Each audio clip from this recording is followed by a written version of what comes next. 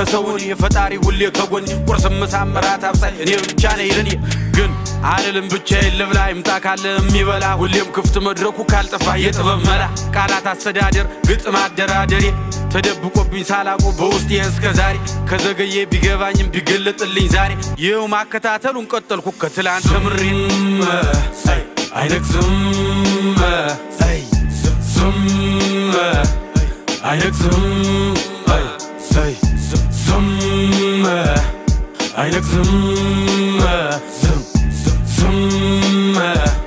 አይነግዝም ዝም ነውና አዲስ እረኛ ገብታ ያስተኛ ይስተኝ ጽናቱ እንጂ እኔም አልተኛ